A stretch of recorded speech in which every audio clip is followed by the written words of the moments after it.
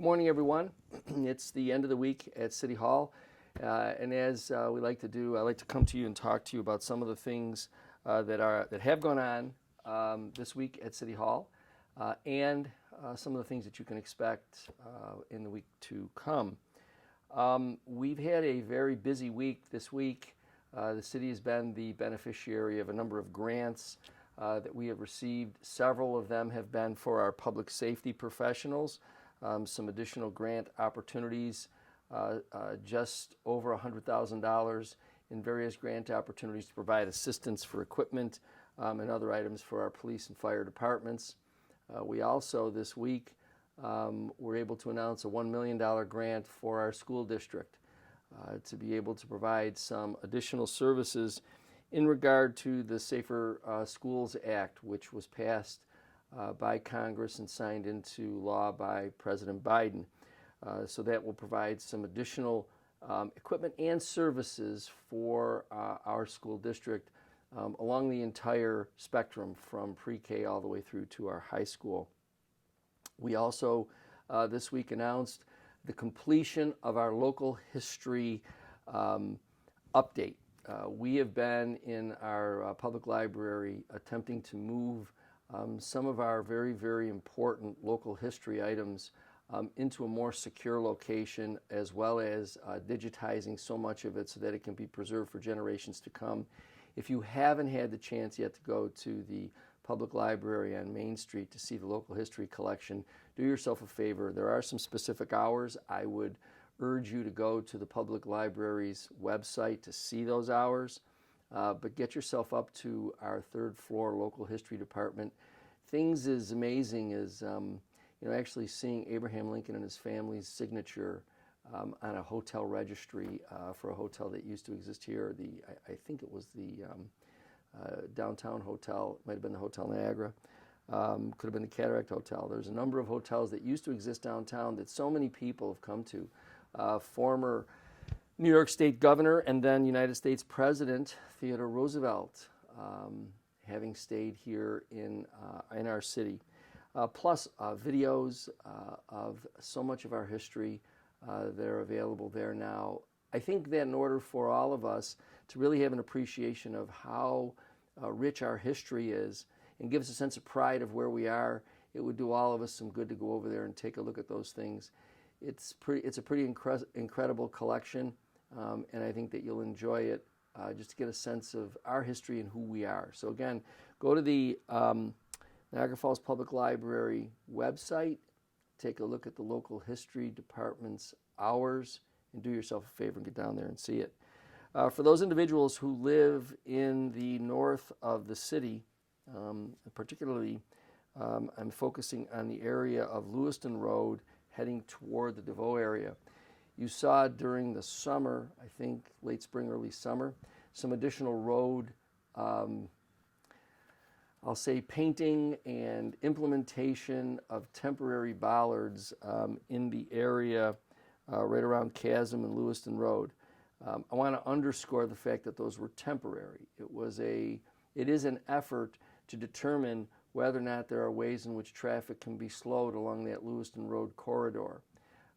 We have had an extensive number of requests to slow the traffic in that area for seniors, for family with young children, even for people who just want to try and make their way from the east side of Lewiston Road over to the west side where the park is to enjoy some time. It's become a pretty difficult roadway to navigate. So our effort is to try and slow down some of the traffic. Now I know that many of the individuals in that area were disturbed by the placement of the road painting as well as the bollards. They've been taken out. They'll remain out obviously for the winter so that plowing and everything can happen. I think there's going to be some additional surveying and of residents, as well as an analysis of their utility to see how we might be able to improve that. We're working with the folks at Go Bike and their Complete Streets program in an effort to try and see if we can come up with a less restrictive way of slowing some of that traffic down. So that was a temporary test.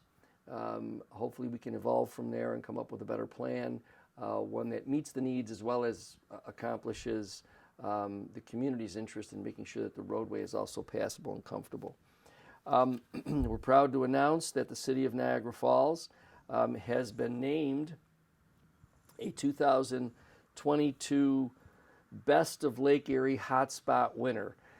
This doesn't come easy. It comes really as a function of the fact that so much is happening downtown with a lot of our spring, summer, and fall activities out on the street, Old Fall Street and in and around the park area.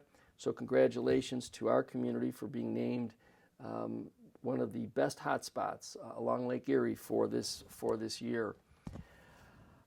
Another announcement, and I'll continue to remind everyone as we move closer and closer to Halloween. Halloween will be celebrated right on the day, Monday, October 31st, between the hours of 4 p.m. and 7 p.m.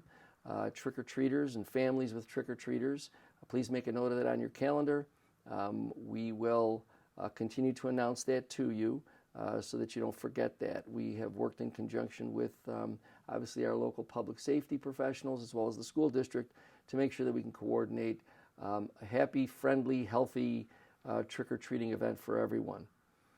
Again, I want to remind those in our community that if you have some concerns or issues regarding your street, your neighborhood, any other concern, please, on your cell phone, you can call 311 and you'll speak to a call center, a live individual who will direct your concern to where it needs to go to so that you're able to get your concern addressed, as well as we roll into our new and improved website, the opportunity for you to even track it.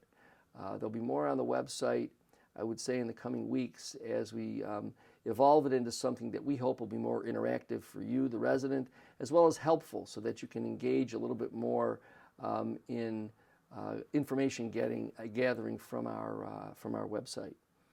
If you don't have a cell phone and you want to take advantage of the 311 system, the number would be 286-4311, 286-4311.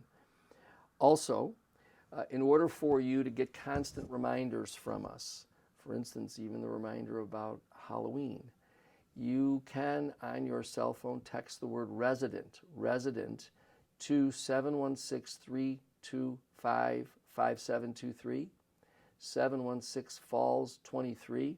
Text the word resident to that number, and it'll go through a couple of prompts, and then you will continue to get information on activities in the city, whether it's road closures, school closures, activities that are being engaged in by the water board that would require residents to be aware perhaps of water shutdowns for services. All of those things we try to provide to residents in a way that we know will get the information right directly to them, as well as social things that are happening. Throughout the spring and summer and fall, we have put out there, Oktoberfest. During the summer, we had the food truck Thursdays over at the train station, as well as a number of other concert and activities that were happening. So if you want to know what's happening in your community, remember the number is 716-325-5723. Text the word resident to that number, and then you'll get all that information. I think the weekend is supposed to be a typical fall weekend. So get out, enjoy yourself, have fun. It's going to be a big test this weekend for the Bills. So keep your fingers crossed. They certainly have the talent to do it, but it's going to be a tough game. So whatever you plan on doing this weekend, please be safe, enjoy yourself, and I look forward to talking to you again next week.